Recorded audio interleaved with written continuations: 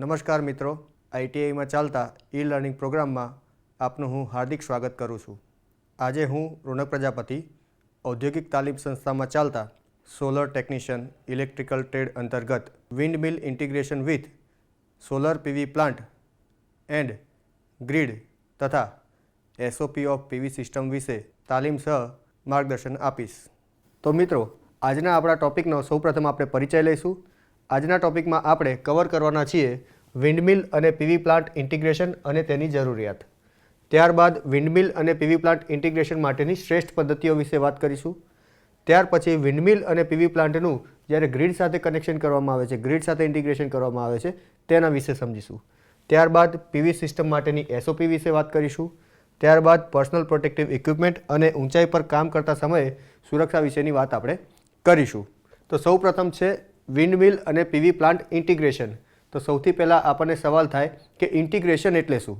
તો ઇન્ટિગ્રેશન એ એક અંગ્રેજી શબ્દ છે અને આ અંગ્રેજી શબ્દનો ગુજરાતીમાં મિનિંગ થશે કે સંકલન કરવું, એકીકરણ કરવું, સમન્વય કરવું કે જોડાણ કરવું વગેરે જેવા તેના મતલબ થતા હોય છે।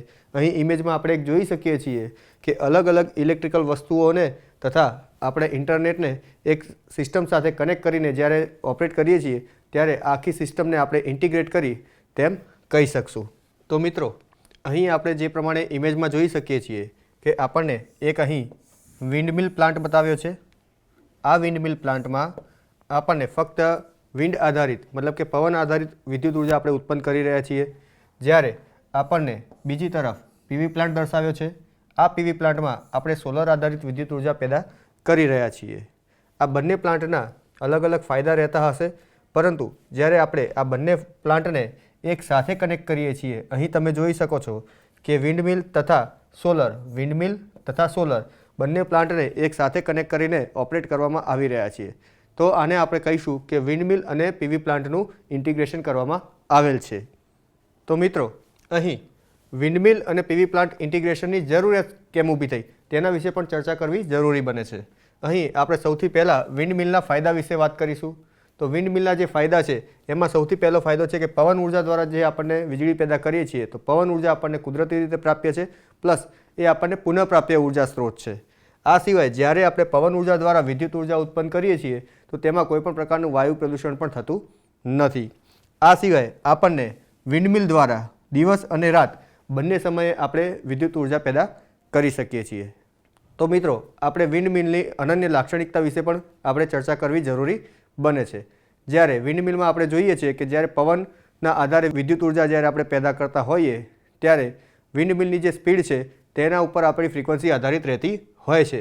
અહીં તમને એક સૂત્ર આપેલ છે, જે સૂત્ર છે n બરાબર 120 × f/p। અહીં n એટલે આપણી પવનચક્કીની સ્પીડ રહેશે, f એટલે પવનચક્કી દ્વારા જે વિદ્યુત ઉર્જા આપણે પેદા કરી રહ્યા છીએ તે વિદ્યુત ઉર્જાની ફ્રીક્વન્સી રહેશે, અને p એટલે જે પણ જનરેટર આપણે પવનચક્કીમાં યુઝ કરી રહ્યા છીએ તેની પોલની સંખ્યા રહેશે। તો અહીંથી આપણે જોઈ શકીએ છીએ કે આપણી જે ફ્રીક્વન્સી છે તે વિન્ડમિલની સ્પીડ પર આધારિત રહેલી છે, અને જે વિન્ડમિલની સ્પીડ છે તે પવનની ગતિ પર આધારિત રહેલી છે। દરેક સમયે પવનની ગતિ એક સમાન રહેતી નથી। આથી ફ્રીક્વન્સીને સમાન રાખવા માટે આપણે ઘણી વખતે બ્રેક્સ અથવા તો ગિયરનો પણ ઉપયોગ કરવો પડતો હોય છે। તેથી આપણી જે ફ્રીક્વન્સી પેદા થાય છે વિન્ડમિલમાં તેને સ્થિર રાખવી થોડી કોમ્પ્લિકેટેડ એટલે કે મુશ્કેલ રહેતી હોય છે। એના સિવાય સતત બદલાતી લોડ જરૂરિયાતને આધારે વિદ્યુત ઉર્જા ઉત્પાદનમાં વધઘટ કરવી મુશ્કેલ છે। જેમ કે આપણી પવનચક્કી વિન્ડમિલ જે છે એ પવન આધારિત વિદ્યુત ઉર્જા પેદા કરે છે, પરંતુ આપણી જે લોડ રિક્વાયરમેન્ટ છે તે આપણી લોડ રિક્વાયરમેન્ટ સતત બદલાતી રહેતી હોય છે। એક તરફ આપણી પવન ઉર્જા છે અને બીજી તરફ આપણી રિક્વાયરમેન્ટ છે, આપણી જરૂરિયાત છે, અને આ બંનેને એક સાથે આપણે સમન્વય કરવો મુશ્કેલ બનતો હોય છે। આ સિવાય વિન્ડમિલ જે છે એ ચોક્કસ ભૌગોલિક સ્થળ પર જ કાર્યક્ષમ બને છે। જેમ કે આપણે શહેરી વિસ્તાર જોઈએ તો ત્યાં વિન્ડમિલ લગાવી પોસિબલ રહેતી નથી, તેને કાર્યક્ષમ રીતે આપણે ઉપયોગ કરી શકતા નથી। જ્યારે વિન્ડમિલ એ દરિયાઈ કાંઠાના વિસ્તારો હોય કે ઊંચાઈવાળા વિસ્તારો હોય જ્યાં પવનનો વેગ ખૂબ જ સારો હોય, પવનની ગતિ ખૂબ જ સારી હોય તેવી જગ્યા પર વિન્ડમિલ લગાવી ખૂબ જ સારી અને કાર્યક્ષમ બને છે। અહીં આપણે વિન્ડમિલના ફાયદા અને તેની લાક્ષણિકતાઓ વિશે શીખ્યા। હવે આપણે પીવી પ્લાન્ટ વિશે શીખીશું। તો પીવી પ્લાન્ટના ફાયદા અને તેની અનન્ય લાક્ષણિકતાઓ પણ આપણે જાણીશું। અહીં સૌર ઉર્જા એ કુદરતી અને પુનઃપ્રાપ્ય ઉર્જા સ્ત્રોત છે. ત્યારબાદ સૌર ઉર્જા દ્વારા વિદ્યુત ઉર્જા ઉત્પન્ન કરવા દરમિયાન કોઈપણ જાતનું પ્રદૂષણ થતું નથી. જેવું આપણે વિન્ડમિલમાં જોયું હતું કે પુનઃપ્રાપ્ય ઉર્જા સ્ત્રોત હતો, એ જ રીતે આપણા સોલરમાં પણ આ જે આપણો ઉર્જા સ્ત્રોત છે એ કુદરતી અને પુનઃપ્રાપ્ય છે તથા તેના દ્વારા આપણે જ્યારે વીજળી પેદા કરીએ છીએ તો તેમાં પણ કોઈપણ પ્રકારનું પ્રદૂષણ થતું નથી. ત્યારબાદ આપણે જોઈએ તો આની અનન્ય લાક્ષણિકતા જોઈએ તો તે ફક્ત અને ફક્ત દિવસ દરમિયાન જ આપણને વિદ્યુત ઉર્જા પેદા કરીને આપે છે. જ્યારે આપણે વિન્ડમિલમાં જોયું હતું કે વિન્ડમિલ જે છે એ આપણને દિવસ અને રાત બંને સમયે વિદ્યુત ઉર્જા પેદા કરીને આપે છે. તો અહીં સોલરની જે અનન્ય લાક્ષણિકતા છે તે ફક્ત અને ફક્ત દિવસ દરમિયાન જ આપણને વિદ્યુત ઉર્જા પેદા કરીને આપે છે. તો અહીં આપણે જોયું કે આપણી પાસે જે વિન્ડમિલ છે અને સોલર પીવી પ્લાન્ટ છે બંનેની લાક્ષણિકતા અલગ અલગ છે અને થોડા ઘણા અંશે અમુક ફાયદાઓ પણ અલગ અલગ છે. જ્યારે આ બંનેને આપણે એક સાથે લઈને આવીશું તો બંનેના ફાયદા આપણને એકસાથે જોવા મળશે અને આપણો જે પાવર પ્લાન્ટ રહેશે એ વધુ કાર્યક્ષમ બનશે અને તેમાંથી પેદા થતી વિદ્યુત ઉર્જાને આપણે વધુ કાર્યક્ષમ રીતે આપણે ઉપયોગ કરી શકીશું. તો મિત્રો, જ્યારે આપણે બંને વસ્તુને ઇન્ટિગ્રેટ કરવા જઈ રહ્યા છીએ ત્યારે તેની અમુક શ્રેષ્ઠ પદ્ધતિઓ વિશે ચર્ચા કરવી જરૂરી બનતી હોય છે. અહીં આપણે સૌથી પહેલો આપણો મુદ્દો રહેશે કે ઉચ્ચ સંભાવના ધરાવતા વિસ્તારોમાંથી લોડ સેન્ટર સુધી ટ્રાન્સમિશન. જેમ અગાઉ વાત કરી કે વિન્ડમિલને આપણે દરિયાઈ કાંઠાના વિસ્તારો હોય કે ઊંચાઈવાળા વિસ્તારો હોય જ્યાં પવનની ગતિ ખૂબ જ સારી રહેતી હોય તેવા વિસ્તાર પર આપણે વિન્ડમિલ લગાવી ખૂબ જ સારી બનતી હોય છે. પરંતુ આપણે જાણીએ છીએ કે સૌથી વધારે આપણી વિદ્યુતની જરૂરિયાત એ શહેરી વિસ્તારોમાં રહેતી હોય છે. જેમ કે આપણે ગુજરાતનું જ ઉદાહરણ લઈએ તો ગુજરાતની અંદર અમદાવાદ, વડોદરા, સુરત, રાજકોટ જેવા જે મોટા મોટા શહેર છે ત્યાં વિદ્યુતની જરૂરિયાત ખૂબ જ રહેતી હોય છે. જ્યારે આપણા વિન્ડમિલ દ્વારા જ્યારે આપણે વીજળી પેદા કરતા હોઈએ છીએ તો તે આપણને દરિયાઈ કાંઠાના વિસ્તારો અને ઊંચાઈવાળા વિસ્તારોમાં જ આપણે વિદ્યુત ઉર્જા સારી રીતે વિન્ડમિલ દ્વારા પેદા કરી શકતા હોઈએ છીએ. તો આ બંને વિસ્તારોને આપણે એકસાથે કનેક્ટ કરવા માટે ટ્રાન્સમિશન લાઇનનો પણ ઉપયોગ કરવો પડતો હોય છે. આ માટે આપણે એક પ્લાનિંગ અને ડિઝાઇનિંગની ખૂબ જ જરૂરિયાત રહેતી હોય છે. આ બંને વિસ્તારોને જ્યારે આપણે કનેક્ટ કરવા હોય ત્યારે ટ્રાન્સમિશન લાઇન બનાવવા માટે તેને પ્રોપર પ્લાનિંગ અને ડિઝાઇનિંગ સાથે કામ કરવું પડતું હોય છે. આ સિવાય ત્યાંની નીતિ, માર્ગદર્શિકતા અને નિયમોનું પાલન કરવું પણ જરૂરી છે. જેમ કે આપણે ગુજરાતની જ વાત કરીએ તો દરિયાઈ કાંઠાના વિસ્તારોમાં આપણે વિન્ડમિલ લગાવેલી છે, ઊંચાઈવાળા વિસ્તારોમાં વિન્ડમિલ લગાવેલી છે. આ સિવાય સોલર પીવી પ્લાન્ટ પણ આપણે અલગ અલગ જગ્યાઓ પર લગાવ્યા છે. જેમ કે કચ્છની અંદર આપણે લગાવી શકીએ, ત્યાં રણ વિસ્તાર છે. તો આ બધા જ વિસ્તારોમાંથી જ્યારે આપણે વીજળી પેદા કરીએ છીએ અને અલગ અલગ શહેરમાં આપણે તેને પહોંચાડવા માટે જ્યારે આપણે ટ્રાન્સમિશન લાઇન બનાવીએ છીએ તો આ ટ્રાન્સમિશન લાઇનના જ્યારે આપણે ડિઝાઇનિંગ અને પ્લાનિંગ કરતા હોઈએ ત્યાંની જે પણ લોકલ નીતિ તથા માર્ગદર્શિકતા હોય તેને પણ ધ્યાનમાં લેવી ખૂબ જ જરૂરી બનતી હોય છે. નેક્સ્ટ પોઈન્ટ છે આપણો responsive system operation. Responsive system operation એટલે શું? મિત્રો, જ્યારે આપણે ઇલેક્ટ્રિસિટી પેદા કરી રહ્યા છીએ સોલર અને વિન્ડમિલ દ્વારા તો બંને વિન્ડમિલ દ્વારા જ્યારે વિદ્યુત પેદા કરીએ છીએ તો પવન આધારિત છે, સોલર દ્વારા જ્યારે આપણે પેદા કરીએ છીએ તો સૂર્ય આધારિત છે. સૂર્ય આપણને દિવસે જ વિદ્યુત ઉર્જા પેદા કરવામાં મદદ કરી શકશે. સોલર જે છે એ પવનની ગતિ પર આધારિત છે. પરંતુ આપણી જે રિક્વાયરમેન્ટ છે તે આ બંને સાથે કનેક્ટેડ થતી નથી. રિક્વાયરમેન્ટ આપણી ગમે ત્યારે વધી શકે છે, ગમે ત્યારે ઓછી થઈ શકે છે. તો આપણી જે વિદ્યુત ઉર્જા પેદા કરવાની જે કેપેસિટી છે તેને આપણે સમન્વયિત કરવી ખૂબ જ જરૂરી છે. એથી પવન ઉર્જા અને સૌર ઉર્જાની ઉપલબ્ધતા જે છે તેનું જો આપણે પૂર્વાનુમાન લગાવી શકીએ તો આપણે એફિશિયન્ટલી આપણા બંને પ્લાન્ટ જે છે તેનો ઉપયોગ આપણે કરી શકીશું. તો આ માટે આપણને રિસ્પોન્સિવ સિસ્ટમ ઓપરેશન એક ક્રિએટ કરવું, એક બનાવવું ખૂબ જ જરૂરી રહેતું હોય છે. તો નેક્સ્ટ આપણો પોઈન્ટ છે વ્યાપક આયોજન પ્રક્રિયા. આ અન્વયે રાષ્ટ્રીય સ્તરે નેટવર્ક એકીકરણ કરવાની જરૂરિયાત રહેતી હોય છે. આપણા દેશમાં 2013 પહેલાં 5 ગ્રીડ કાર્યરત હતી, જેમાં નોર્થ, સાઉથ, ઈસ્ટ, વેસ્ટ તથા નોર્થ ઈસ્ટ ગ્રીડ એમ ટોટલ 5 ગ્રીડ કાર્યરત હતી. પરંતુ one nation one grid project અન્વયે 2013માં અત્યારે હાલમાં આપણે ફક્ત એક જ ગ્રીડ કાર્યરત છે. આજે બાકીની 5 ગ્રીડ હતી આપણી તેને ઇન્ટરકનેક્ટ કરવામાં આવેલ છે અને હવે આપણે આપણો ભારત દેશ જે છે એ એક જ ગ્રીડ ઉપર કાર્યરત કરી રહ્યો છે. તો વ્યાપક આયોજન પ્રક્રિયા અન્વયે આપણે ગ્રીડ એકીકરણ કરેલું છે, જે આપણને વિન્ડમિલ અને સોલર પ્લાન્ટના ઇન્ટિગ્રેશનમાં આપણને મદદરૂપ થાય છે અને આપણે કાર્યક્ષમ રીતે આ ઇન્ટિગ્રેશનનો ઉપયોગ કરી શકીએ છીએ. ત્યારબાદ પવન ઉર્જા એકીકરણ માટે ગ્રીડ કોડ.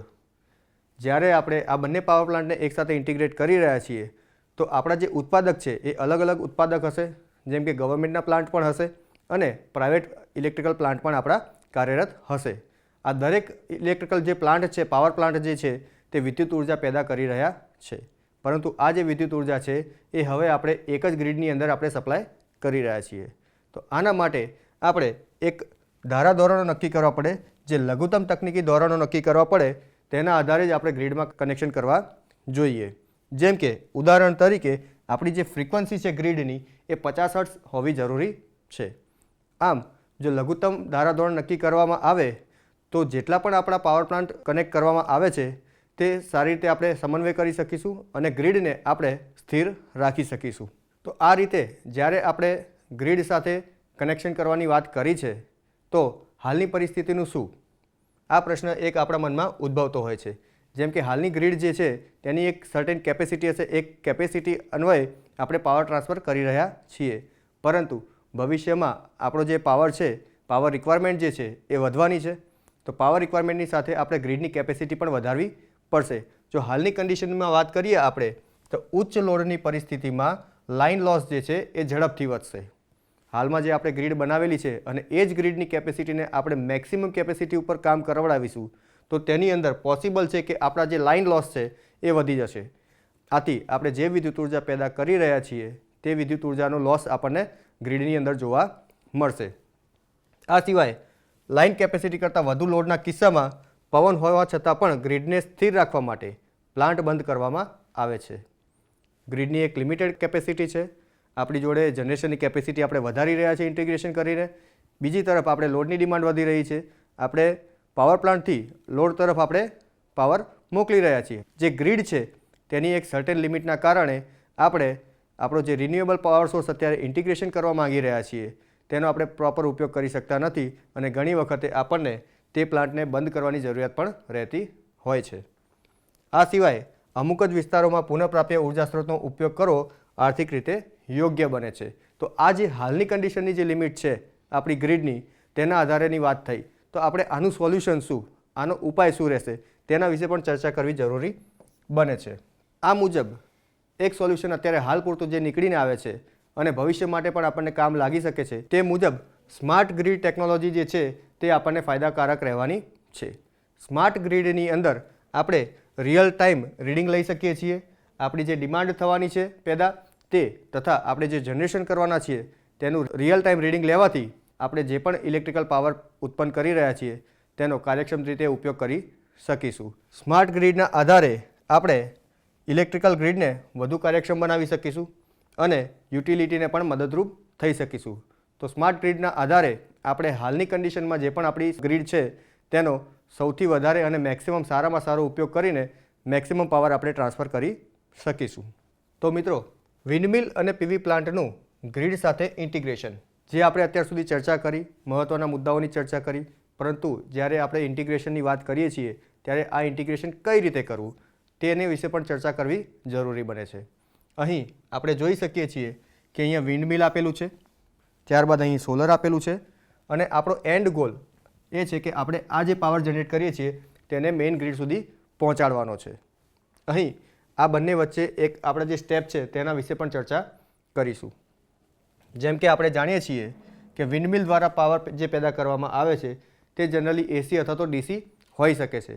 આપણે અહીં ઉદાહરણ તરીકે લઈએ છીએ કે આપણને જે આ વિન્ડમિલ છે તે એસી પાવર આપણને પેદા કરીને આપે છે. જ્યારે આ એસી પાવર આપણને પેદા કરીને આપે છે તેની સામે જ્યારે આપણે સોલરને જોઈશું તો સોલર આપણને આપણે ખ્યાલ છે કે તે આપણને ડીસીમાં ઇલેક્ટ્રિકલ પાવર પેદા કરીને આપે છે. અહીં બંને પાવર અલગ અલગ છે. આ બંનેનું જ્યારે ઇન્ટિગ્રેશન કરવું હોય ત્યારે બંનેનું ઇન્ટિગ્રેશન ડાયરેક્ટલી આપણે કરી શકતા નથી. આ માટે આપણે કન્વર્ટર લગાવવા જરૂરી બની જાય છે. કન્વર્ટરનું કામ શું રહેશે? તો અહીં જે વિન્ડમિલ દ્વારા આપણો જે ઇલેક્ટ્રિકલ પાવર પેદા થયો છે, એસી સપ્લાય જે પેદા થયો છે તેને સૌપ્રથમ આપણે ડીસીમાં કન્વર્ટ કરીશું. તો અહીં આપણે એસી ટુ ડીસી કન્વર્ટર લગાવવું જરૂરી બને છે. જ્યારે આપણે સોલરની વાત કરીશું તો સોલરની અંદર ડીસી પાવર જ પેદા થઈ રહ્યો છે. તો આ ડીસી પાવર માટે આપણે ડીસી ટુ ડીસી કન્વર્ટર લગાવીશું. જ્યારે આ બંને કન્વર્ટર આપણે લગાવીએ છીએ અને બંનેને એક જ સ્થિતિમાં લઈને આવીએ છીએ તો આપણે બંનેને અહીં એક ડીસી બસ ઉપર કનેક્ટ કરવામાં આવશે. અહીં બંને પાવર પ્લાન્ટ દ્વારા જે પણ વીજળી પેદા થઈ છે, જે પણ વિદ્યુત ઉર્જા પેદા થઈ છે, તેને આપણે ડીસી સપ્લાયમાં કન્વર્ટ કરીને ડીસી બસ ઉપર લઈને આવ્યા છીએ.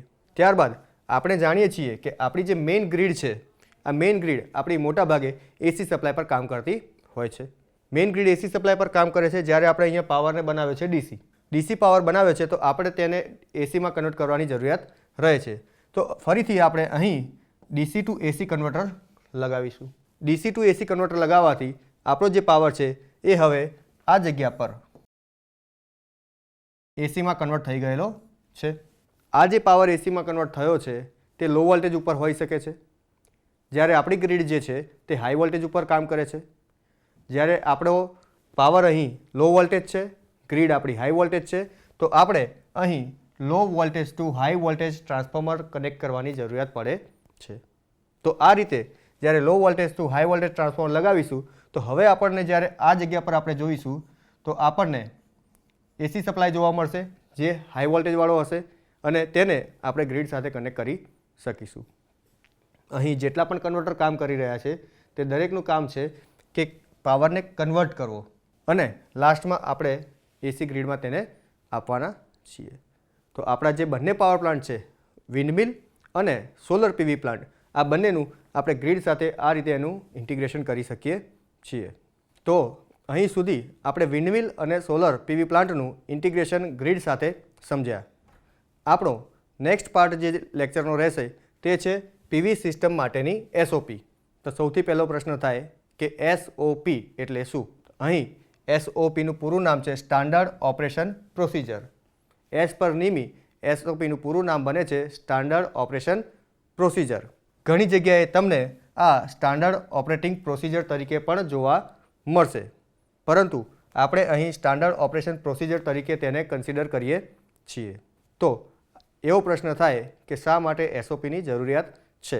એસઓપીની જરૂરિયાત મુખ્ય હેતુ તેનો તે છે કે તમામ કામદારોને પોતે તથા અન્ય લોકો અને સંપત્તિને નુકસાનથી બચાવવા માટે જરૂરી માર્ગદર્શન આપવાનો છે. માની લઈએ કે આપણે કોઈ પ્લાન્ટમાં કામ કરી રહ્યા છીએ, કોઈ મશીનરી પર કામ કરી રહ્યા છીએ અને આ મશીનરી સાથે કેવી રીતે કામ કરવું તેની એક ચોક્કસ ગાઈડલાઈન આપેલી હોય છે. જો એ ગાઈડલાઈન પ્રમાણે કામ કરવામાં આવે તો કામદારનું પોતાનું અથવા તો બીજા લોકોનું અને સંપત્તિનું નુકસાન થતાં અટકાવી શકાય છે. તો આ માટે જે ગાઈડલાઈન પૂરી પાડેલ હોય તેને એસઓપી કહેવામાં આવે છે. પીવી સિસ્ટમની એસઓપી માટે આપણે અમુક દસ્તાવેજો તૈયાર કરવાના રહેતા હોય છે. તો અહીં બે પ્રકારના દસ્તાવેજની વાત કરેલ છે, સ્ટાન્ડર્ડ ઓપરેટિંગ પ્રોસિજર તથા મહત્વપૂર્ણ રેકોર્ડના ડોક્યુમેન્ટેશન ફોર્મેટ. બંનેના આપણે ઉદાહરણ જોઈશું. અહીં એસઓપી ફોર્મેટની યાદી આપેલી છે, જેમાં ઉદાહરણ તરીકે તમે અહીં એસઓપીના ફોર્મેટ્સ જોઈ શકો છો. આ એસઓપીમાં સૌથી પહેલાં છે રિસ્ક મેનેજમેન્ટ. તમે કોઈપણ પ્લાન્ટ કે મશીનરી પર જ્યારે કામ કરો છો તો તે પ્લાન્ટ અથવા તે મશીનરી સાથે શું રિસ્ક જોડાયેલ છે તે તમારે ધ્યાને રાખવાનું હોય છે. આ માટેના દસ્તાવેજ તૈયાર કરીને એક એસઓપી બનાવવામાં આવતી હોય છે, જેથી કામદારનું પોતાનું અથવા તો તેની સાથેના લોકોનું અથવા તો જે તે સંપત્તિનું નુકસાન અટકાવી શકાય છે. ત્યારબાદ છે વેસ્ટ મેનેજમેન્ટ. એ જ રીતે જ્યારે પ્લાન્ટ કે મશીનરી સાથે કામ કરતા હોઈએ ત્યારે જે વેસ્ટ પેદા થતો હોય છે તેનો નિકાલ કઈ રીતે કરવો તેની પણ એક પ્રોસિજર આપેલી હોય છે.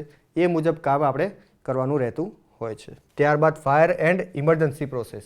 ઇન કેસ ઓફ ફાયર, ક્યારેક જો ફાયર થઈ ગઈ, તમે જે પ્લાન્ટ કે મશીનરીમાં કામ કરો છો તો એ પ્લાન્ટ કે મશીનરીને ફાયર સમયે કેવી રીતે ઓપરેટ કરવી, મશીનો બંધ કેવી રીતના કરવા, પ્લાન્ટ બંધ કેવી રીતના કરવાના, એ પ્લાન્ટમાંથી કે મશીનરીમાંથી તમે કેવી રીતે દૂર જઈ શકશો અને પોતાનો જીવ તથા તમારા સાથી મિત્રોનો જીવ કેવી રીતે બચાવશો તથા જે તે સંપત્તિનું નુકસાન છે કેવી રીતે અટકાવી શકાય તેના માટે પણ એસઓપી બનાવેલી હોય છે.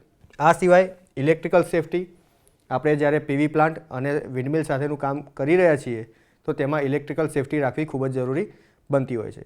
તો ઇલેક્ટ્રિકલ સેફટી માટે કયા કયા મુદ્દા ધ્યાનમાં રાખવાના, કઈ રીતે આપણે પ્લાન્ટ સાથે કામ કરવું તેની પણ આપણને એસઓપી જોવા મળતી હોય છે.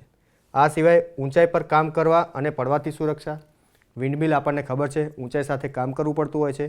આ સિવાય સોલર પીવી પ્લાન્ટમાં પણ ઊંચાઈ સાથે કામ કરવાની જરૂરિયાત પડતી હોય છે. તો જ્યારે આપણે ઊંચાઈ સાથે કામ કરતા હોઈએ તો કયા કયા મુદ્દા ધ્યાને લેવા તેની પણ આપણે કેર રાખવી પડતી હોય છે, તકેદારી રાખવી પડતી હોય છે. તો તેની એસઓપી જોવા મળશે. ત્યારબાદ સાધન અને સામગ્રીની એસઓપી. તમે જે સાધન કે સામગ્રી વાપરી રહ્યા છો તે સાધન કે સામગ્રી આપણે એના અંગે પણ એસઓપી બનાવેલી હોય છે. ત્યારબાદ વ્યક્તિગત સુરક્ષા ઉપકરણો, તેની પણ એસઓપી હોય છે. જેમ કે ઇન્ડસ્ટ્રીમાં આપણને ખ્યાલ છે કે તમારે બધાએ જ જ્યારે પણ કોઈ મશીનરી કે ઇન્ડસ્ટ્રીમાં કામ કરો છો તો સેફ્ટી શૂઝ અને હેલ્મેટ સાથે જવાનું હોય છે. તો આ પણ એક એસઓપીનો ભાગ રહેતો હોય છે. ત્યાર પછી છે વર્ક પરમિટ સિસ્ટમ. તમને ખબર છે કે પ્લાન્ટની અંદર દરેક એરિયામાં દરેક કારીગર કે દરેક મજૂર કે દરેક ટેકનિશિયન એન્ટ્રી લઈ શકતો નથી, કારણ કે જે તે એરિયાની અંદર જે પણ હજાર્ડસ વસ્તુઓ છે, જે નુકસાન કરતા વસ્તુઓ છે, તેનાથી જો તે માણસ અવેર નહીં હોય, જાણકાર નહીં હોય તો તેને નુકસાન થઈ શકે છે. આથી વર્ક પરમિટ સિસ્ટમ પણ બનાવવી જરૂરી છે અને આ જે વર્ક પરમિટ તમે બનાવો છો તેના માટે પણ એક એસઓપી બનાવેલી હોય છે. ત્યારબાદ છે સલામત લિફ્ટિંગ ઓપરેશન. જેમ કે આપણે શહેરીકરણમાં આપણે જોઈએ છીએ કે ઘણી જગ્યાએ બ્રિજ બનતા હોય છે તો તેને પ્રોપર ગાર્ડ કરેલા હોય છે અને સલામત રીતે આપણે વસ્તુઓને લિફ્ટ કરીને ઉપર પહોંચાડતા હોઈએ છીએ. જ્યારે વિન્ડ મિલ બનતી હોય કે સોલર પીવી પ્લાન્ટ બનતા હોય તો ઊંચાઈ પર કામ કરવાનું છે અને ઊંચાઈ પર મટીરિયલને લિફ્ટ કરીને લઈ જવાનું છે. તો કઈ રીતે તેને લઈ જઈશું, કેવી રીતે કામ કરીશું, કેવી રીતે સલામતી રાખીશું, આ બધાની પણ એક એસઓપી ક્રિએટ કરેલી હોય છે, એસઓપી બનાવેલી હોય છે. અહીં ડોક્યુમેન્ટ્સ ફોર્મેટના ઉદાહરણ વિશે વાત કરીશું. અહીં 3 ઉદાહરણ આપ્યા છે. આ સિવાય પણ ઘણા બધા ઉદાહરણ તમે લઈ શકો છો. આપણે આ 3 ઉદાહરણ વિશે ચર્ચા કરીશું. જેમ કે હેલ્થ અને સેફ્ટી ચેકલિસ્ટ. કોઈપણ કામદાર, ટેકનિશિયન કે મેનેજર જે પણ પ્લાન્ટની અંદર કામ કરી રહ્યો છે તો તેના માટે હેલ્થ અને સેફ્ટીનું ચેકલિસ્ટ હશે.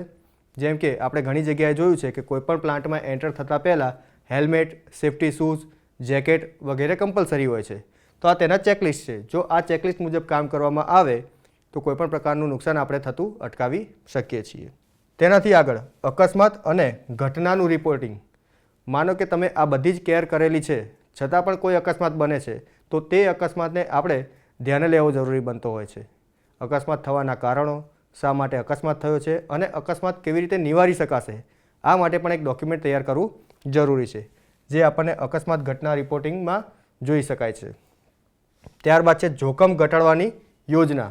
એક વખત અકસ્માત થઈ ગયો, આ અકસ્માત ફરીથી ના બને તેના માટે શું કરવું? તો તેના માટેનું એક પ્રોપર ડોક્યુમેન્ટેશન કરવામાં આવે છે, પ્રોપર એનાલિસિસ કરવામાં આવે અને એક ડોક્યુમેન્ટેશન સેટ તૈયાર કરવામાં આવે, જેથી આપણે આ ઘટનાનું પુનરાવર્તન થતું અટકાવી શકાય છે. તો અહીં આપણે એસઓપી વિશે સમજ્યા. એસઓપીનો સબ ટોપિક પર્સનલ પ્રોટેક્ટિવ ઇક્વિપમેન્ટ વિશે પણ આપણે જાણવાના છીએ. અહીં પીપીઈ તે ઉપકરણો છે જે વપરાશકર્તાને કાર્યસ્થળ પરના હેલ્થ અથવા સુરક્ષા જોખમોથી સુરક્ષિત રાખે છે. આપણે આને સમજીએ કે પીપીઈ એટલે એવા સાધનો કે જે આપણને પોતાને નુકસાન થતાં બચાવે છે. જેમ કે safety helmet, safety gloves, safety goggles, high visibility કપડાં, સેફ્ટી શૂઝ, સેફ્ટી હાર્નેસ અને માસ્ક. આ બધાનો જ્યારે આપણે ઉપયોગ કરવામાં આવે છે ત્યારે આપણને થતી ઇન્જરી કે આપણને થતું નુકસાન કે જોખમ આપણે ઘટાડી શકીએ છીએ. અહીં પર્સનલ પ્રોટેક્ટિવ ઇક્વિપમેન્ટમાં સેફ્ટી હેલ્મેટ દર્શાવેલ છે. સેફ્ટી હેલ્મેટનો ઉપયોગ આપણે માથાની સેફ્ટી માટે કરતા હોઈએ છીએ. જેમ કે જ્યારે આપણે કોઈ પ્લાન્ટ કે મશીનરી આગળ કામ કરતા હોઈએ અને ઉપરથી કોઈ ભારે વસ્તુ પડે અને આપણને હેડ ઇન્જરી, માથાની કોઈ ઇન્જરી થાય, તેનાથી બચવા માટે સેફ્ટી હેલ્મેટ પહેરવું જોઈએ. ત્યાર પછી છે સેફ્ટી ગ્લોવ્સ. આપણે ઇલેક્ટ્રિકલમાં ખાસ કરીને જ્યારે ઇલેક્ટ્રિકલ સાથે કામ કરીએ છીએ તો રબરના મોજા પહેરવા જરૂરી બનતા હોય છે, જેથી આપણે ઇલેક્ટ્રિકલ શોકથી બચી શકીએ. ત્યારબાદ સેફ્ટી ગોગલ્સ. આપણી આંખની રક્ષા માટે સેફ્ટી ગોગલ્સ પહેરવા જરૂરી છે. ઘણી વખતે ગ્રાઇન્ડર, કટર જેવા સાધનો સાથે કામ કરતાં જ્યારે પણ આપણે કોઈ કટિંગ કામ કરતા હોઈએ અને તેમાંથી જે પણ કોઈ ચિપ્સ ઉછળતી હોય છે અને આંખમાં જાય તો આપણા આંખને નુકસાન કરી શકતી હોય છે. તો તેનાથી બચવા માટે સેફ્ટી ગોગલ્સ પહેરવા જરૂરી છે.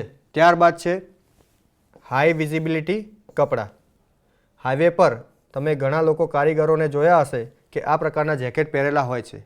આની અંદર અલગ અલગ પ્રકારના સ્ટ્રેપ્સ લગાવેલા હોય છે, જેના પર લાઇટ પડતા તે અંધારામાં પણ ચમકતા હોય છે. આ સિવાય જે પણ જેકેટ છે તેનો કલર તમને દૂરથી પણ દેખાઈ શકે છે, જેથી માણસની ત્યાં હયાતી ઇઝીલી જાણી શકાય છે. ત્યારબાદ છે સેફ્ટી શૂઝ. પગના રક્ષણ માટે સેફ્ટી શૂઝ પહેરવા જરૂરી બને છે. સેફટી શૂઝની અંદર આપણને અહીં અલગ અલગ પ્રકારના અલગ અલગ ગ્રેડના રબર સોલ મળતા હોય છે, જેમ કે ઇલેક્ટ્રિકલમાં કામ કરવા માટે ઇલેક્ટ્રિકલના સેફટી શૂઝ અવેલેબલ હોય છે. જનરલી આ 11 kV સુધી આપણને પ્રોટેક્શન આપતા હોય છે. આ સિવાય સેફટી શૂઝના આગળના ભાગમાં મેટલ પીસ હોય છે, મેટલ કટોરી હોય છે કે જે કોઈપણ ભારે વસ્તુ પડતા પગના આંગળીઓને રક્ષણ આપે છે. ત્યારબાદ છે સેફટી હાર્નેસ. આ જે સેફટી હાર્નેસ છે તે આપણને ઊંચાઈ પર કામ કરતી વખતે પડવાના જોખમથી બચાવતું હોય છે. તો આ સેફટી હાર્નેસ પહેરીને આપણે ઊંચાઈ પર કામ કરી શકીએ છીએ. ત્યારબાદ છે માસ્ક. અહીં તમે જોઈ શકો છો કે માસ્ક જે છે એ આપણને પ્રદૂષિત હવા વગેરેથી બચાવતું હોય છે. નેક્સ્ટ છે આપણું સેફટી એટ હાઇટ, ઊંચાઈ પર કામ કરતી વખતે સુરક્ષા. પહેલો મુદ્દો છે જોખમોની ઓળખ કરવી. જ્યારે પણ આપણે ઊંચાઈ પર કામ કરીએ છીએ તો આપણે સૌપ્રથમ જગ્યા પર રહેલા જોખમો ધ્યાને લેવા પડે. સૌથી પહેલું જોખમ છે ઊંચાઈ પરથી પડી જવું. વિન્ડમિલ અને પીવી પ્લાન્ટ મોટા ભાગે ઊંચાઈ પર રહેલા હોય છે અને જ્યારે તમે વિન્ડમિલ કે સોલર પ્લાન્ટ ઉપર કામ કરતા હોય ત્યારે ત્યાંથી પડી જવાનું સૌથી મોટું જોખમ રહેલું હોય છે. તો અહીં જોખમની ઓળખ તરીકે ઊંચાઈ પરથી પડવાના જેટલા પણ જોખમ છે તે આપણે ધ્યાને લેવા જોઈએ. ત્યાર પછી છે સામગ્રી અથવા સાધનો પડવા. વિન્ડમિલ અથવા તો સોલર પ્લાન્ટમાં આપણે કામ કરવા માટે જેટલા પણ સાધન સામગ્રી લઈ ગયા છે, આપણી સાથે જે આપણે કેરી કરી રહ્યા છીએ તે પણ આપણે ધ્યાનથી રાખવા જોઈએ. હાઇટ પરથી પડતા જો કોઈ માણસ નીચે ઊભેલો હોય અને તેના પર તે વસ્તુ પડે, જેમ કે કોઈ સાધન જેમ કે સ્ક્રૂડ્રાઈવર છે, પ્લાયર છે, આ તેના પર પડે તો તેને વાગવાનું અથવા તો નુકસાન થવાનું જોખમ રહેલું છે. તેનાથી આગળ છે લપસવું અથવા તો સંતુલન ગુમાવવું. જ્યારે પણ સોલર પીવી પ્લાન્ટ ઉપર કામ કરતા હોઈએ, વિન્ડમિલ ઉપર કામ કરતા હોઈએ અને લપસી જવું કે પડી જવું તે મોટું જોખમ રહેલું હોય છે. તો તેનું પણ આપણે ધ્યાન રાખવું પડે. ત્યારબાદ છે હવામાનનો પ્રભાવ. જેમ કે વિન્ડમિલ પર આપણે કામ કરી રહ્યા છીએ અને જ્યારે પણ વિન્ડમિલ પર કામ કરવાનું છે તે સમયે હવાની ગતિ ખૂબ જ વધારે છે. તો આવા સ્થળો પર કામ કરવું ખૂબ જ જોખમી બને છે. તો આ કન્ડિશનમાં હવામાનનો પ્રભાવ કેવો છે તે પણ જોવો જરૂરી છે. આ સિવાય ચોમાસાના સમયે વીજળી પડવાનું જોખમ રહેલું હોય છે. તો આ સમયે પણ હવામાનના જોખમોનું ધ્યાન રાખીને પછી જ હાઇટ પર કામ કરવા માટે જવું જોઈએ. નેક્સ્ટ છે આયોજન અને પરમિટ. જ્યારે પણ આપણે હાઇટ ઉપર કામ કરી રહ્યા છીએ તો તેનું પૂર્વ આયોજન કરવું જરૂરી છે. કામ શરૂ કરતાં પહેલાં રિસ્ક એસેસ કરો. તમે જે જગ્યા પર કામ કરવા જઈ રહ્યા છો હાઇટ પર, તે જગ્યા પર શું શું જોખમ રહેલા છે તેનું લિસ્ટ બનાવો. તે જોખમ કઈ રીતે નિવારી શકાય તેના પગલાં લો અને પછી કામ શરૂઆત કરો. કામ શરૂ કરતાં પહેલાં વર્ક એટ હાઇટની મંજૂરી લેવી. કોઈપણ માણસ કોઈપણ પ્લાન્ટ પર ચડીને ડાયરેક્ટ કામ કરવા લાગશે નહીં. આ માટે કમ્પલસરી પરમિટ સિસ્ટમ બનાવો કે હાઇટ પર કામ કરવા માટે જવું હોય તો ઓથોરિટીની પરમિશન લેવી જરૂરી બનવી જોઈએ. ત્યાર પછી છે માત્ર તાલીમ પ્રાપ્ત કામદારોને જ કામ સોંપો. હાઇટ પર જ્યારે કામ કરી રહ્યા છીએ તો તાલીમ પ્રાપ્ત જે આપણા કારીગરો હોય તેઓને જ આપણે મંજૂરી આપવી જોઈએ. નેક્સ્ટ છે વ્યક્તિગત સુરક્ષા સાધનો. જે રીતે આપણે આગળ વાત કરી પર્સનલ પ્રોટેક્ટિવ ઇક્વિપમેન્ટ, તેનો ઉપયોગ કરવો જોઈએ. જેમ કે સેફટી હાર્નેસ. હાઇટ પર કામ કરો, આગળ પણ આપણે ચર્ચા કરી ગયા છે કે સેફટી હાર્નેસ પહેરો અને તેનો હૂક એક એન્કર પોઈન્ટ પર લગાવો. માનો કે કોઈ જગ્યાએથી આપણો પગ લપસી જાય છે તો એ એન્કર પોઈન્ટ પર જ્યારે આપણો હૂક લાગેલો છે તો નીચે પડવાથી બચી શકાય છે. તો સેફટી હાર્નેસનો ઉપયોગ કરો. સેફટી હેલ્મેટનો ઉપયોગ કરો. જેમ કે અગાઉ વાત કરી કે કોઈપણ સાધન સામગ્રી નીચે પડે, કોઈના માથા પર વાગે તો તેને નુકસાન થવાની શક્યતાઓ રહેલી છે. તો આવા જે પણ આપણો વર્ક એરિયા છે તે વર્ક એરિયાની આસપાસ જેટલા પણ માણસો કામ કરે છે તે દરેક માટે સેફટી હેલ્મેટ કમ્પલસરી હોવું જોઈએ. ત્યાર પછી છે સેફટી શૂઝ. તેમાં પણ ખાસ કરીને એન્ટી સ્કીડ. જેમ આપણે આગળ વાત કરી કે પગ લપસી જવું એ મોટું જોખમ રહેલું છે હાઇટ પર. તો આપણા જે પણ શૂઝ રહે એ એન્ટી સ્કીડ એટલે જેનાથી લપસાય નહીં, તમારા બૂટની ગ્રીપ જે છે એ પ્રોપર રહે તેવા તમારા સેફટી શૂઝ હોવા જોઈએ. ત્યાર પછી હાથ મોજા અને રિફ્લેક્ટિવ જેકેટ. હાઇટ પર કામ કરી રહ્યા છો તો હાથ મોજા પહેરેલા હોવા જોઈએ. તમારું રિફ્લેક્ટિવ જેકેટ હોવું જોઈએ જેથી માણસ કોઈ કામ કરતો હોય તેને આપણે દૂરથી પણ જોઈ શકીએ છીએ. તો આ રીતના પીપીઈ સાધનોનો પણ ઉપયોગ કરવો જોઈએ. આટલી તકેદારી રાખ્યા પછી પણ જોખમ રહેલું હોય છે. તો એ જોખમને નિવારવા માટે ફોલ પ્રિવેન્શન સિસ્ટમનો પણ ઉપયોગ કરવો જોઈએ. ફોલ પ્રિવેન્શન સિસ્ટમ એટલે શું? જેમ કે પહેલું છે કે ગાર્ડ રેલ અને સેકન્ડ છે આપણું સેફટી નેટ. બાંધકામની સાઇટ ઉપર આપણે ખાસ કરીને જોતા હોય છે જ્યાં બહુમાળી મકાન બનતા હોય, નવા મકાન બનતા હોય તો એ મકાનમાં કોઈપણ પ્રકારની પેરાફિટ હોતી નથી. તો આવી જગ્યા પર ગાર્ડ રેલ એટલે કે કોઈપણ પ્રકારનું રક્ષણ આપતું કોઈ વસ્તુ આડસ મૂકેલી હોય, પાઇપિંગ કરેલું હોય કે જેથી કોઈ માણસ પર્ટિક્યુલર કોઈ એક એરિયાથી આગળ વધી શકે નહીં, જેથી એ પડવાથી બચી શકે. તો જ્યારે વિન્ડ મિલ અને સોલર પર પણ કામ કરતા હોઈએ આપણે તો એ ગાર્ડ રેલનું આપણે પ્રોવિઝન કરવું જોઈએ. એના પછી છે સેફટી નેટ. આટલી સુરક્ષા રાખ્યા પછી પણ માનો કે કોઈ અકસ્માત થાય છે અને પડી જાય છે તો જ્યાંથી પડવાના છે એની નીચે એક સેફટી નેટનું પ્રોટેક્શન હોય તો નીચે પડવાથી આપણે જે નુકસાન થવાનું છે તેનાથી બચી શકાય છે. તો આ રીતે ફોલ પ્રિવેન્શન સિસ્ટમનો પણ ઉપયોગ કરવો જોઈએ. ત્યારબાદ છે હવામાન અને લાઇટિંગ. હાઇટ પર કામ કરવાનું છે તો હવામાનને આપણે ધ્યાને લેવું પડશે. જેમ અગાઉ આપણે વાત કરી કે વરસાદ છે કે પવન છે, આ બધી વસ્તુઓ આપણે ધ્યાનમાં લેવી પડશે. જેમ કે છે તેજ પવન, વરસાદમાં કામ કરવાનું ટાળો. જ્યારે આપણે હવામાન ખરાબ હોય ત્યારે વિન્ડમિલ પર કામ કરવું સૌથી જોખમી બનતું હોય છે. વરસાદના સમયે પાવર પ્લાન્ટ ઉપર જે સોલર પાવર પ્લાન્ટ છે તેના પર પણ કામ કરવું જોખમી બનતું હોય છે. તો આવા સમયે જો આપણે તેના પર કામ કરવાનું ટાળીશું તો આપણે જોખમને ટાળી શકીશું. ત્યારબાદ પૂરતું લાઇટિંગ હોવું જરૂરી છે.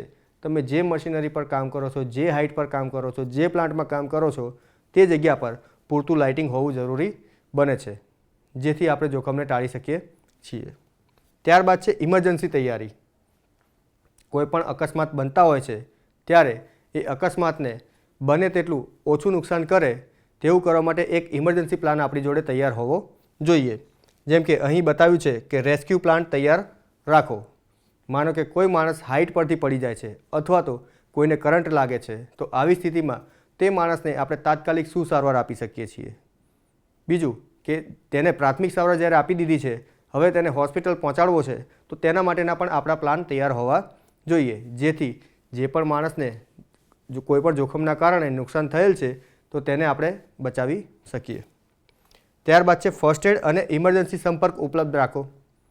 કોઈપણ પ્લાન્ટમાં જ્યારે આપણે કામ કરતા હોઈએ તો ફર્સ્ટ એડ હોવું કમ્પલસરી રાખો. ફર્સ્ટ એડ દરેક જગ્યા પર હોવું જોઈએ. કોઈને વાગે છે કે કંઈ પણ નુકસાન થાય છે તો આ કેસમાં તેમને ફર્સ્ટ એડ તાત્કાલિક મળવું જોઈએ. જેટલા પણ કારીગરો ત્યાં કામ કરતા હોય અથવા તો જેટલા પણ ટેકનિશિયન્સ કામ કરતા હોય તો તેમને બેઝિક ફર્સ્ટ એડની તાલીમ આપેલી હોવી જોઈએ, જેથી તેમની સાથે કામ કરતા કોઈ પણ કારીગર કે ટેકનિશિયનને ક્યારે પણ કોઈ પણ પ્રકારનું જોખમ ઉદ્ભવ થાય તો તેમને ફર્સ્ટ એડ ટ્રીટમેન્ટ આપી શકે. એના સિવાય ઇમરજન્સી સંપર્ક નંબર ઉપલબ્ધ રાખો. જેમ કે આપણે 108 નંબર એમ્બ્યુલન્સ માટે આપણે ઉપયોગ કરતા હોઈએ છીએ. હાલના કેસમાં ઇમરજન્સી માટે 112 નંબર આપણને ઉપલબ્ધ કરાવેલ છે. તો આ પ્રકારના નંબર છે તેનો પણ તમે ઉપલબ્ધ રાખો. આ સિવાય જે પણ પ્લાન્ટમાં કામ કરી રહ્યા છો તે ઓથોરિટીના પણ ઇમરજન્સી નંબર તમારે ઉપલબ્ધ રાખવા જોઈએ. તો આજના આપણા આખા લેક્ચરમાં આપણે સારાંશ જોઈએ તો આપણે જોઈ ગયા કે વિન્ડમિલ અને પીવી પ્લાન્ટ ઇન્ટિગ્રેશન અને તેની જરૂરિયાત શું છે. ત્યારબાદ વિન્ડમિલ અને પીવી પ્લાન્ટ ઇન્ટિગ્રેશન માટેની શ્રેષ્ઠ પદ્ધતિ કઈ છે તેના વિશે પણ આપણે ચર્ચા કરી.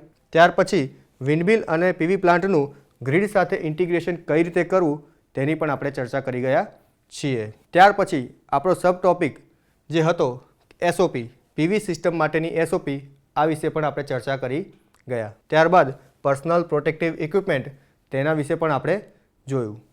અને લાસ્ટમાં આપણે જોઈ ગયા કે ઊંચાઈ પર કામ કરવા સમયે સુરક્ષા કઈ રીતે રાખવી તેના વિશે પણ આપણે જોયું. અહીં આપણે આપણો લેક્ચર સમાપ્ત કરતાં પહેલાં થોડા MCQ જોઈશું. જેમ કે પહેલો MCQ છે આપણો, નીચેનામાંથી કયું વિધાન વિન્ડમિલ માટે લાગુ પડે છે? ઓપ્શન એ છે આપણો, પવન ઉર્જા દ્વારા વિદ્યુત ઉર્જા ઉત્પાદનમાં વાયુ પ્રદૂષણ થતું નથી. ત્યારબાદ છે દિવસ રાત બંને સમયે પવન ઉર્જામાંથી વિદ્યુત ઉર્જા મેળવાય છે. ત્યાર પછી છે પવન ઉર્જા કુદરતી અને પુનઃપ્રાપ્ય ઉર્જા સ્ત્રોત છે. અને ડી ઓપ્શન છે આપેલ તમામ. તો અહીં ચારે ઓપ્શનને જોતા ખ્યાલ આવે છે કે ડી ઓપ્શન એ સાચો છે. બીજો MCQ છે, નીચે આપેલમાંથી કયું PPE તરીકે વાપરી શકાય છે? ઓપ્શન એ છે helmet, option B safety goggles, option C safety shoes અને ઓપ્શન ડી આપેલ તમામ. બધા જ ઓપ્શન જોતાં ખ્યાલ આવે છે કે ઓપ્શન ડી એ આપણો સાચો જવાબ આપેલ તમામ રહેશે. ત્રીજો MCQ છે PPEનું પૂરું નામ શું છે? ઓપ્શન એ છે personal protective equipment, option B છે personal protection equipment, option C personal production equipment અને option D production protective equipment. અહીં બધા જ ઓપ્શનને જોતાં ખ્યાલ આવે છે કે option A personal protective equipment એ આનો સાચો જવાબ છે. Next MCQ. ચોથો MCQ છે SOPનું પૂરું નામ શું છે? ઓપ્શન એ છે standard operation production, option B starting operation procedure, option C short operation procedure અને option D standard operation procedure. અહીં ચારે ઓપ્શનને જોતાં આપણને ખ્યાલ આવે છે કે ચોથો option D standard operation procedure એ આપણો સાચો જવાબ છે. તો આજે આપણે ઔદ્યોગિક તાલીમ સંસ્થામાં ચાલતા સોલર ટેકનિશિયન ઇલેક્ટ્રિકલ ટ્રેડ અંતર્ગત windmill integration with solar PV plant and grid તથા SOP ઓફ PV સિસ્ટમ વિશે તાલીમસભર માહિતી મેળવી. આભાર.